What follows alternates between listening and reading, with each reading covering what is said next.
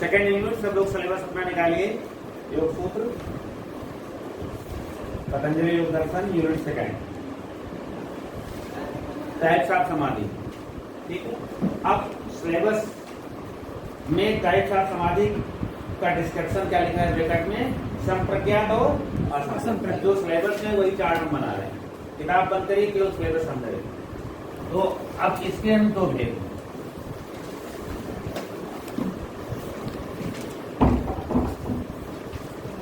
वही ब्रैकेट में लिखा हुआ है,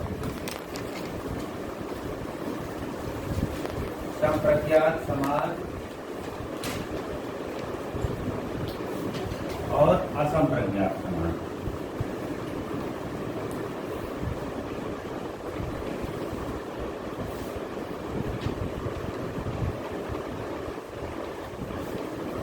आगे सिलेबस में बढ़िए। फिर टाइप्स ऑफ संप्रज्ञात समाज, ठीक है ना, अगला पॉइंट यही है ना। और फिर उसको भी उन्होंने डिस्क्राइब कर दिया है। कितने भागों में किया है? 4 भाग। वितर्क, विचार, आनंद।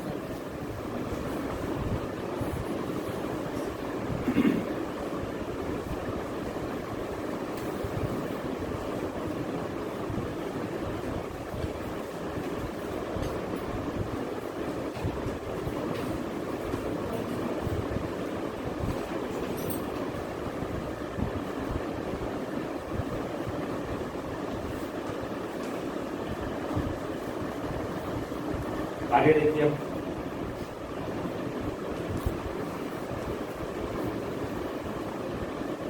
कॉन्सेप्ट ऑफ समापत्ति एंड काइंड्स ऑफ समापत्ति। कॉन्सेप्ट ऑफ समापत्ति एंड काइंड्स ऑफ समापत्ति, क्योंकि वितर्क के दो प्रकार हैं ना,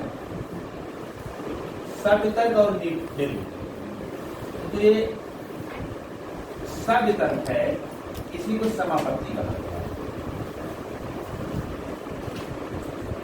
और यहाँ भी दो प्रकार है ना, सविचार और निर्विचार।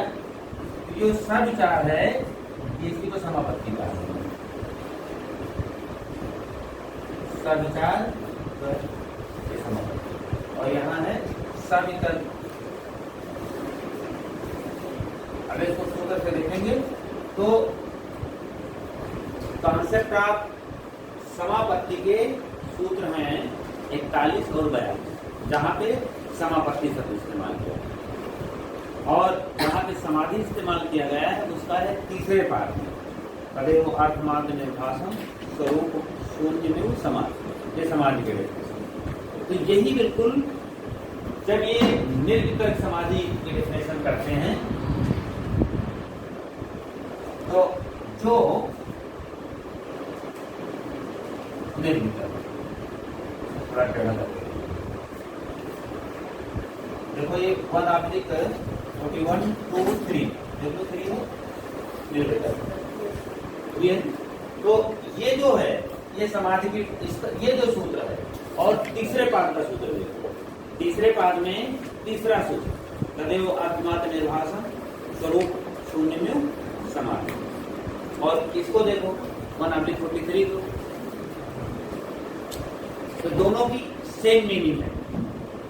दोनों में क्या होता है, केवल अर्थ मात्र का निर्भास होता है। अर्थ मात्र का जहां आभास होता है वो समाधि है, और जहां पे शब्द अर्थ और ज्ञान तीनों से मिली हुई अनुभूति होती है जिस अवस्था में, वो होता है समाधि। 41 और 42 समापत्ति के सिम्टम्स लक्षण बताए गए, और 43 दूसरे पाद का पहले का 43 और तीसरे का तीसरा, दोनों के सेम लक्षण, दोनों समाधि के लक्षण। क्योंकि ये क्वेश्चन नेट में भी कई बार अक्सर पूछा जाता है कि व्हाट इज डिफरेंस बिटवीन समाधि और समापत्ति। और जब ये पूछा जाए समापत्ति के भेद कितने हैं, तो 2 भेद हैं, एक है सवितर्क और एक है सविचार। और दोनों में अंतर क्या है, अच्छा अभी पूरा चार्ट बना लेते फिर समझा दें। तो ये आपका चार्ट हो गया। अब आगे बढ़ो, सिलेबस में फिर आओ। सवितर्क निर्वितर्क, सविचार निर्विचार। टाइप्स ऑफ असंप्रज्ञात समाधि, असंप्रज्ञात के भी 2 भेद हैं। भव प्रत्यय और उपाय। भव प्रत्यय उपाय,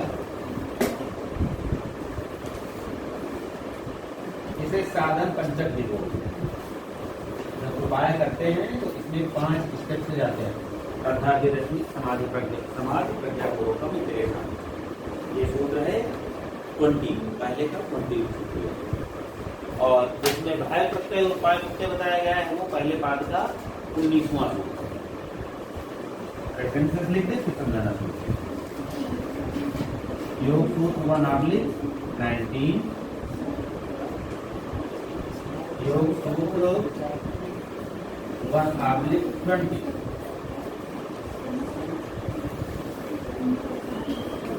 संप्रज्ञात 1/17 और असंप्रज्ञात कैसी है 17, 18, 1/18। तो 17 में संप्रज्ञात के लक्षण बताए गए और 18 में असंप्रज्ञात। फिर 19 में भव प्रत्यय और उपाय प्रत्यय को बताया गया है। और उसके बाद फिर 41 से शुरू हुआ है समापत्ति का प्रकार। फिर 41, 42, 43, 44, 45, 46 तक पूरा चला है इन चारों समाधियों। ठीक है। फिर 47 में ऋतंभरा प्रज्ञा की बात, 46 तक है पूरा। आप इसको ध्यान से समझना चाहिए। तो ये सारा रिपीटेशन है, इसको कई बार बताया जाता है। कल हम लोगों ने पढ़ा था ना जो अथ योगानुशासन, योग क्या है? समाधि। तो योग बराबर समाधि। योग सूत्र में योग की बात कही गई है और यहाँ योग का अर्थ है समाधि। योग के 3 अर्थ हैं, संयोग, समाधि और संयोग योगे, समाधि समाधो और संयम। 3 अर्थ। जितनी भी दुनिया में परिभाषाएं हैं, ये परिभाषाएं तो बहुत असंख्य, तो ये नहीं कह सकता बस इतनी ही परिभाषाएं। योग की जितनी परिभाषाएं हैं वो सारी परिभाषाएं इन्हीं 3 अर्थ में कहीं न कहीं कनेक्ट है और इससे इधर उधर कहीं नहीं जाए। तो पतंजलि की जो परिभाषा है वो समाधि से मतलब रखती है, संयोग से मतलब नहीं रखती है।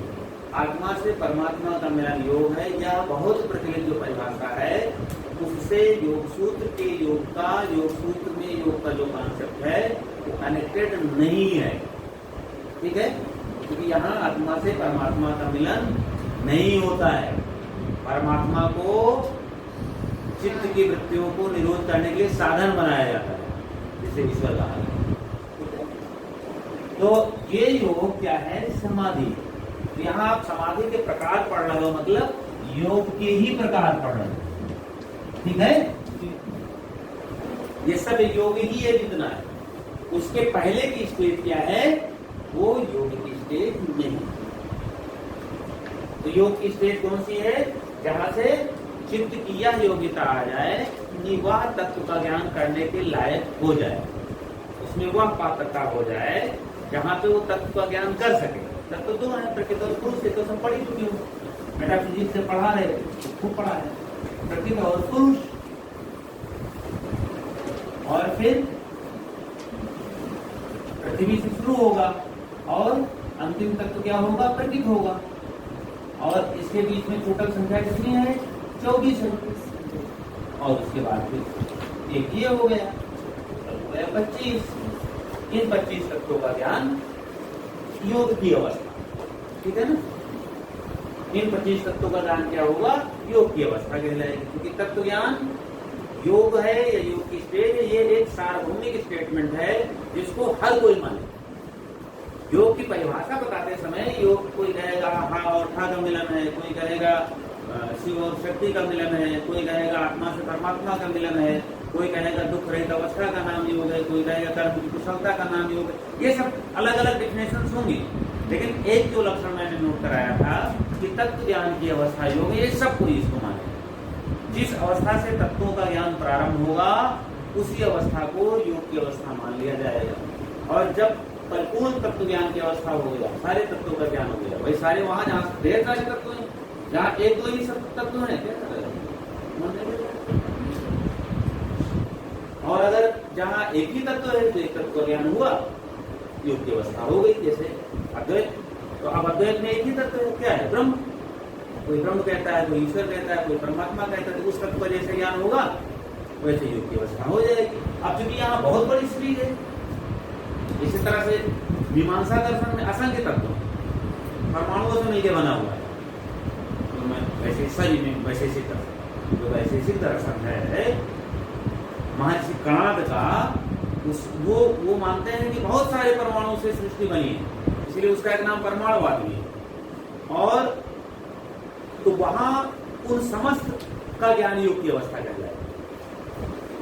ठीक उसी प्रकार यहाँ 25 टोटल तत्व हैं, 24 तो जड़ के हो गए, चेतन तत्व हो गया, लेकिन 25 तत्वों का ज्ञान योग की अवस्था कहलाएगी।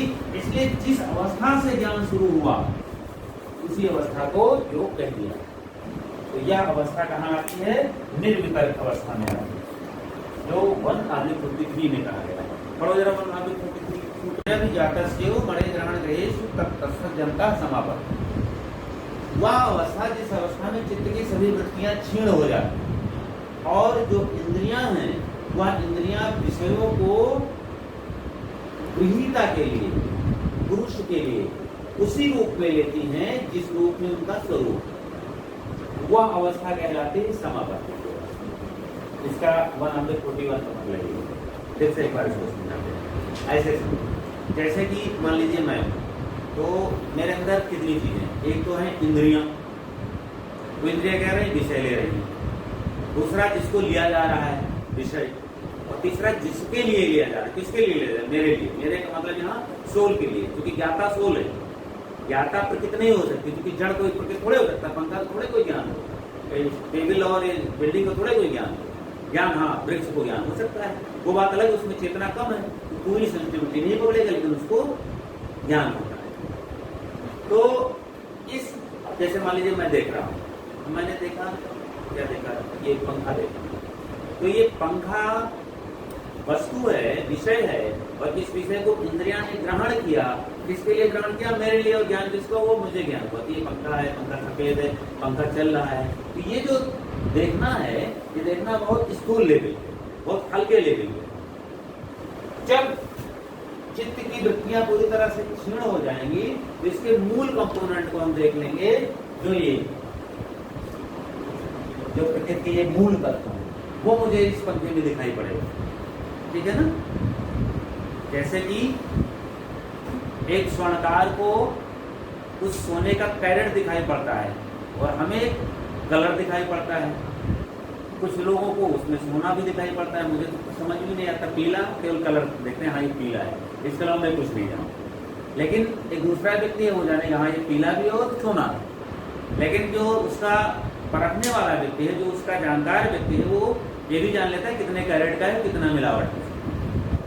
तो ठीक इसी प्रकार जब चित्त की यह स्थितियां, चित्त इतना शुद्ध हो जाए कि वह उसकी जो व्यक्तिगत वृत्तियां हैं वो सब क्षीण हो गए, क्योंकि चित्त में जो मल है वो मल के कारण ही वास्तविक हमें नहीं दिख रहा है, हल्का दिख रहा है। क्या दिख रहा है हल्का, यहाँ ये सफेद है, ये पंखा है, या ये लाल है, या पीला है, ये किताब है, ये कुर्सी है, ये मेज है। लेकिन इन सबका मूल कंपोनेंट तो 24 ही है ना, और उन 24 का भी एक है लास्ट में प्रतीक, तो वो स्वरूप उसको दिखाई पड़ेगा। ठीक है, ये अंदर, तो ये यहाँ पर स्थिति हो जाती है। ये पहली विशेषता समापत्ति की मैं बता रहा हूँ। तो समापत्ति, चित्त की वृत्तियां सब क्षीण होती हैं और चित्त स्फटिक मणि के समान स्वच्छ हो जाता है, और ऐसी अवस्था में तत्वों का वास्तविक वह ज्ञान लेता है। लेकिन यह वास्तविक जो आभास है वह शब्द, अर्थ और ज्ञान, इन तीनों से मिला होता है। तो अगर यह क्वेश्चन पूछा जाए कि जिस अवस्था में आभास, शब्द, ज्ञान और अर्थ इन तीनों से संयुक्त रूप में हो, वह अवस्था क्या कहलाएगी, समापत्ति। और जिस अवस्था में अर्थ मात्र का आभास हो स्मृति पूरी तरह से या स्मृति भूल जाओगे, कि वो तो और क्लियर हो जाएगा। पूछा जाए कि जिस अवस्था में मात्र अर्थ का ही आभास हो रहा हो, वो अवस्था क्या कहलाएगी? समाधि। यही समाधि के डेफिनेशन। अब सवितर्क समाधि क्या है? तो सवितर्क समाधि है पंच तत्वों का ज्ञान, पंच तत्वों का आभास जब शब्द अर्थ और ज्ञान से युक्त होता है, तो वो कहलाती है सवितर्क समापत्ति। और जब इन्हीं पंच स्थूल तत्वों का केवल अर्थ मात्र का आभास होता है, तो कहलाती है निर्वितर्क समापत्ति, निर्वितर्क समाधि। क्योंकि वितर्क समाधि में है ना, तो ये वाली जो है वो समाधि में चली जाएगी, और जहां पर तीनों का होगा वो समापत्ति में। क्लियर हुआ? क्योंकि जब पंचमहाभूतों के अर्थ मात्र का ज्ञान हो रहा हो, अर्थ मात्र का आभास, तो वो क्या कहलाएगी? निर्वितर्क समाधि। और ये निर्वितर्क समाधि। यहाँ जो कहा गया वितर्क विचार आनंद स्मितान संप्रज्ञाता, संप्रज्ञात के चार भेद, तो इस संप्रज्ञात समाधि के अंदर वो वाला हिस्सा आएगा जहां पर अर्थ मात्र का आभास हो। क्लियर हो गया? बोलो कोई डाउट? फिर विचार समाधि के दो भेद हैं, सविचार और निर्विचार। तो क्या है? ता एव सविचारा निर्विचारा।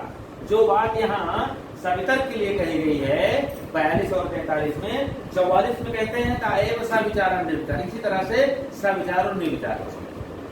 और यहाँ पे ज्ञान किसका हो रहा है? सूक्ष्म तत्वों का। तो सूक्ष्म तत्व क्या है? तो सूक्ष्म तत्व होते हैं तन्मात्राओं से शुरू होकर ऊपर के सब, क्योंकि सूक्ष्म तत्व के भी यहाँ आगे डेफिनेशन बताई गई है। सूक्ष्म विषयत्व चा आलिंग पर्यावसानम, यही है ना अगला दिन। तो सूक्ष्म तत्व में पहली तन्मात्रा कौन सी आएगी? पृथ्वी की तन्मात्रा कौन होगी? ये 5 महाभूत यहाँ पूरे हो गए, पृथ्वी शुरू होगा, आकाश में समाप्त हो गया, तो सूक्ष्म तत्व शुरू होंगे गंध से, और गंध से लेकर के और सूक्ष्म विषयत्व यानी कि फ्रॉम गंध टू चा आलिंग पर्यावसानम। तो आलिंग कौन है? प्रकृति है। आलिंग मतलब जिसका कोई लिंग ना हो, ठीक है ना? लिंग जिसको कहते हैं जिससे किसी की उत्पत्ति हो, तो वो आलिंग है, उसकी किसी से उत्पत्ति नहीं हुई है। तो फ्रॉम गंध टू प्रकृति 19 तत्व जो है सूक्ष्म तत्वों में आते हैं। इनका ज्ञान विचार समाधि में होता है। तो जब इनका ज्ञान अर्थ, शब्द और ज्ञान इन तीनों से युक्त हो रहा हो, तो कहलाएगी सविचार समाधि। सॉरी, सविचार समापत्ति। सविचार समापत्ति लिख दो कहीं, लिख दो।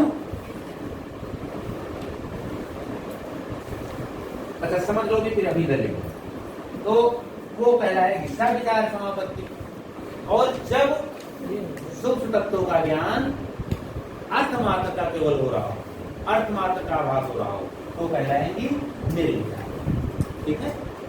आनंद और अस्मिता में बड़ा झगड़ा है। जो विद्वानों ने इनकी डेफिनेशन बताई कि यहाँ पे किसका ज्ञान हो, तो यहाँ पे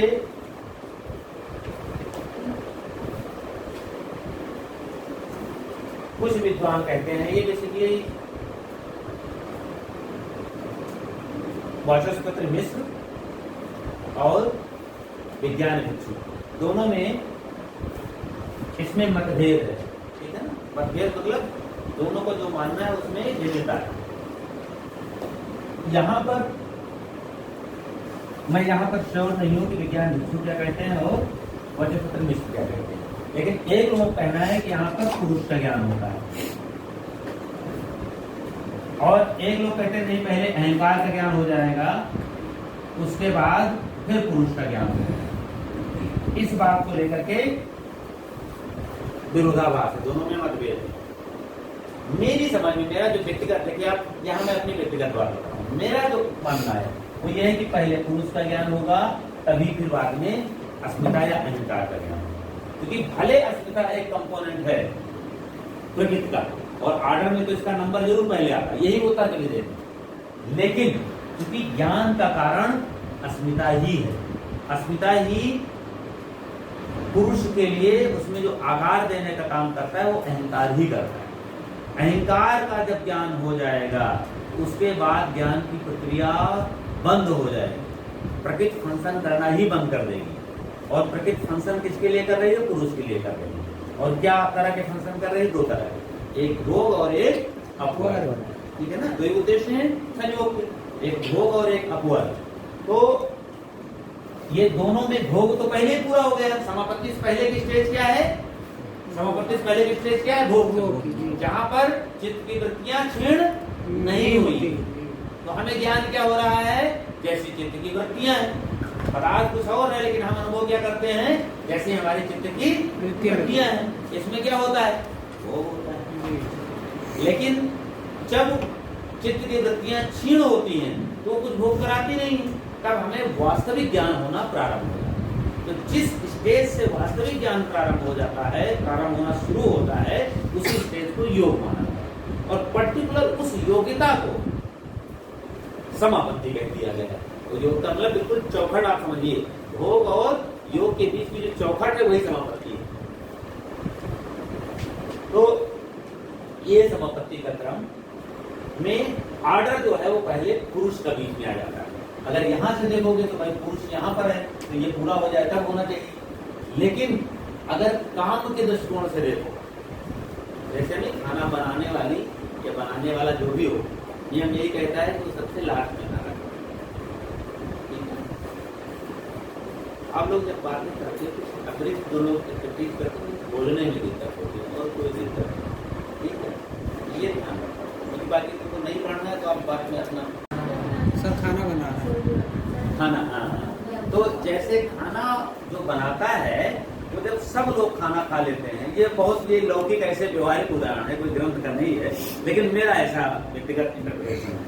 वो सबसे लास्ट में ही खाना खाता है, चाहे वो बाहर का हो चाहे घर का। जबकि एक सामान्य नियम क्या है? किसी घर में कोई फंक्शन है तो घर का आदमी और बाहरी पहले खाएंगे, लेकिन खाना बनाने वाला अगर बाहरी है तब भी वो नहीं खाएगा, बाद में खाएगा। यही कंट्राडिक्टरी, क्योंकि ज्ञान का साधन प्रकृति और पुरुष को भोग कराने का साधन यद्यप प्रकृति है, लेकिन प्रकृति का मुख्य कंपोनेंट अहंकार ही है और कोई दूसरा नहीं है, जो उसमें विभिन्न प्रकार के वृत्तियां उत्पन्न करता है। वृत्तियां मीन्स ज्ञान, अनुभव। तो जब वो क्लिष्ट वृत्तियां उत्पन्न कर रहा था तब भोग हो रहा था, और जहां से उसने अक्लिष्ट वृत्तियों का प्रोडक्शन शुरू किया वहां से योग शुरू हो गया। तो जैसे ही अहंकार का ज्ञान हो जाएगा, अहंकार फंक्शन करना बंद कर देगा। यह सांख्य दर्शन में भी लिखा है और आपके योग दर्शन में भी लिखा है। तो जरा दूसरे तक के 23 श्लोक देखो। तथार्थम च नष्टम अपि अनष्टम अनसाधारणत्वात् 23 समोता 23 होना चाहिए। तथार्थम है ना, 22 तथार्थम प्रतिनष्टम च अनष्टम अन्यो साधारणत्वात्, यही है ना। कृतार्थम च नष्टम, जिसका ज्ञान हो, जिसको ज्ञान हो गया इसका, उसके लिए कृतार्थ हो जाती है, यानी उसके लिए नष्ट के समान हो जाती है। अब अनष्टम, और अन्यों के लिए वो अनष्ट रहती है, यानी कि नष्ट नहीं होती है, क्योंकि प्रकृति एक है और पुरुष अनेक है। तो जिसको वह ज्ञान पूरा करा देती है उसके लिए खुद नष्ट हो जाती है और उसके लिए कोई फंक्शन नहीं करती है। इसका व्यापक उदाहरण सांख्य कारिका में और दिया गया। इसमें योग दर्शन में सांख्य के प्रिंसिपल को सूत्र में थोड़ा थोड़ा लिखा गया है और उसके सिद्धांत के एप्लीकेशन को विस्तार किया। इसीलिए मैं बार बार कहता हूँ, योग का जो बेसिक प्रिंसिपल है वो आपको विस्तार से मिलेगा सांख्य, उसी का एप्लीकेशन वहां आपको एप्लीकेशन स्टार्ट मिलेगा। आसन की डेफिनेशन वहां भी है, सांख्य दर्शन में आसन की डेफिनेशन है, प्राणायाम की डेफिनेशन है, सब मिलेगा आपको। वहां ज्यादा एप्लीकेशन नहीं मिलेगा, एप्लीकेशन यहाँ विस्तार है। और डेफिनेशन यही है, जो यहाँ जो आसन की डेफिनेशन है स्थिर सुखम आसन वही वहां भी है, लेकिन सांख्य दर्शन कोई नहीं जानता है, पढ़ता ही नहीं, मन ही नहीं देता। लेकिन दोनों में व्यापक समानता है, इसलिए दोनों का एक साथ नाम दिया। तो जो जिनका ज्ञान हो जाता है उनके लिए प्रकृति नष्ट हो जाती है। अगर अहंकार का ज्ञान हो जाए तो जहां पे अहंकार का ज्ञान हो जाएगा वहीं आगे ज्ञान की प्रक्रिया बंद हो जाएगी। इसीलिए अहंकार का ज्ञान सबसे लास्ट में है और एक्चुअल में अहंकार का ज्ञान होने के बाद ज्ञान की प्रक्रिया पूर्ण हो। इसलिए अहंकार ज्ञान सबसे मेन। आप सोचिए, आपको जो अहंकार, जो बोलचाल की भाषा में अहंकार कहते हैं ना, सेम है वही इंटरप्रिटेशन। अहंकार का मतलब होता है, ये मैं कई बार वैसे ही बता दूं, पृथ्वी तत्व है। अब अहंकार जिससे जितना ज्यादा लिपटेड है उसमें वो अपने आप को जोड़ के बताया जाए। तो भौतिक वस्तुओं से सामान्यतः लोग बोलते हैं तो कहते नहीं ये बहुत अहंकार है, तो बार बार भौतिक वस्तुओं को बोलता है। जैसे बार बार पृथ्वी तत्व से संबंधित क्या है, जितने भी भौतिक संसाधन, मेरे पास बहुत बड़ी गाड़ी है, मेरे पास बहुत बड़ा बंगला है, मेरे पास बहुत बड़ा बैंक बैलेंस है, और इतने मेरे पास साड़ियां हैं कि मैं अगर रोज उसको चेंज न करूं, मतलब रिपीट न करूं, सेम साड़ी न पहनूं, तभी एक साल में रिपीट करने की जरूरत नहीं पड़ेगी। तो जो लोग इस तरह की बार बार चर्चा करते हैं उन्हें तो कहते बने बहुत अहंकारी है, केवल वही बताते रहते हैं मेरे पास क्या है और उसका प्रदर्शन करते हैं। यही तो बोलते हो ना। और ये जैसे जैसे बढ़ता जाएगा आगे तो वस्तुओं का नहीं करते, ज्ञान का डिमॉन्स्ट्रेशन करेंगे। तो उनसे आगे मान लीजिए कोई अपने ज्ञान को बहुत ज्यादा कहता है या अपनी योग्यताओं का बहुत ज्यादा प्रदर्शन करता है, लेकिन वो ये योग्यताएं स्पिरिचुअल हैं कि मैं कभी झूठ नहीं बोलता, मैं किसी से रिश्वत नहीं लेता, और वो एक्चुअल में वो बार बार कहता है, तो जाहिर सी बात है उसको अहंकार वहां रहेगा, तभी तो उसको डिमॉन्स्ट्रेट करेगा, उसका प्रदर्शन करेगा।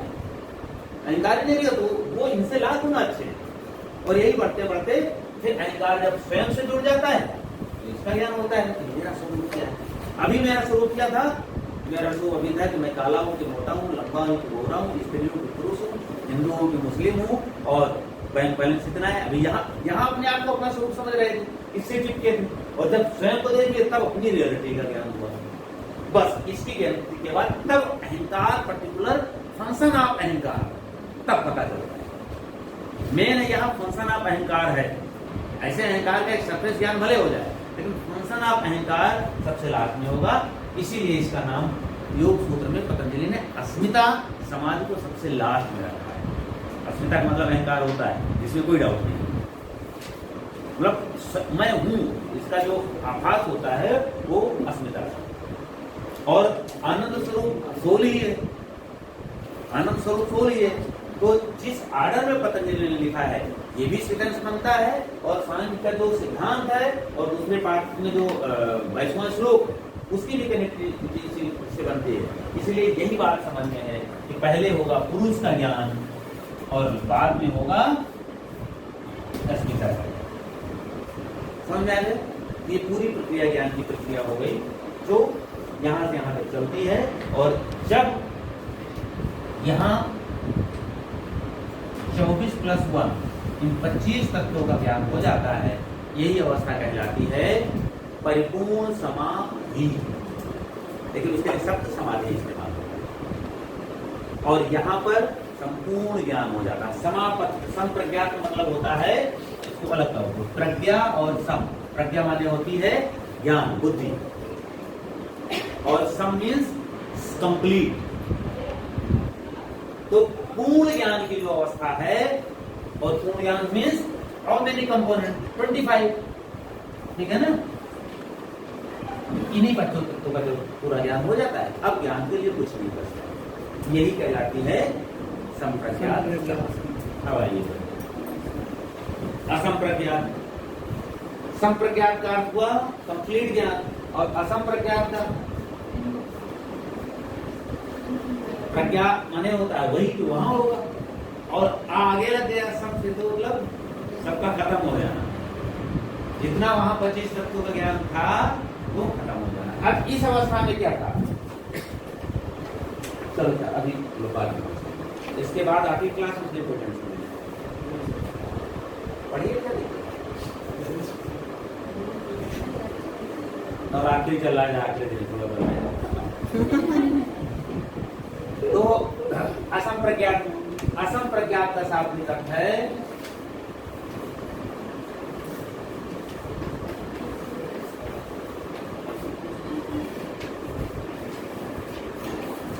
समस्त ज्ञान का अभाव। ठीक है ना, समस्त ज्ञान का जो वहां था। नष्ट बोलो तो नष्ट भी कह सकते हैं, यहाँ की निरोध शब्द इस्तेमाल करते हैं, पतंजलि ने निरोध शब्द, यहाँ शांत बोले तो कुछ नष्ट नहीं होता, वही तत्व है। तो यहाँ पर जो ज्ञान था उसका चित्त में क्या होता है, अभाव होता है। क्यों अभाव हो जाता है? इसलिए कि चित्त ही नहीं उसके अंदर से, इसलिए कि संपूर्ण वृत्ति का निरोध। अब ये दो प्रकार का होता है, एक है भाव प्रत्यय और दूसरा है उपाय प्रत्यय। ठीक है ना, भाव प्रत्यय किसे कहते हैं? व्हाट इज मीनिंग ऑफ भाव प्रत्यय?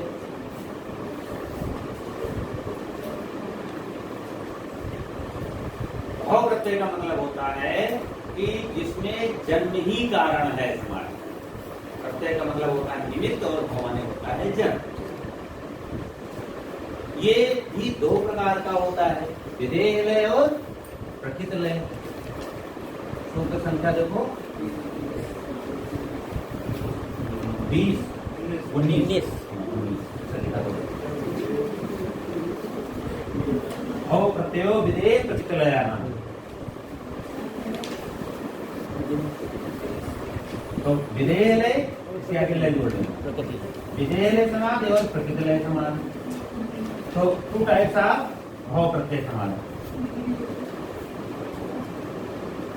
ये उनके लिए कहा गया है कि मान लीजिए कोई योगी या कोई व्यक्ति, कोई साधक, आप लोगों में से भी कोई हो सकता है, जो यहाँ पे आ गया, भोग का काम पूरा हो गया और योग में वो प्रवेश कर गया, ठीक है ना, और चल रहा है और बीच में ही कहीं वो एक्सपायर हो गया किसी भी कारण से, एक हो गई, शरीर नहीं साथ दे रहा है, या कोई घटना हो गई, एक्सीडेंट हो गया, कुछ भी हो गया, किसी व्यक्ति ने निपटा दिया, बहुत साधना करते हैं तो बहुत दिया जाए जल्दी, किसी भी कारण से यात्रा पूरी नहीं हुई यहाँ तक, क्योंकि ज्ञान संप्रज्ञात इसको कर तब जाकर तो ऐसे लोगों को जब अगला जन्म मिलता है तो उनकी यात्रा कहाँ शुरू होती है?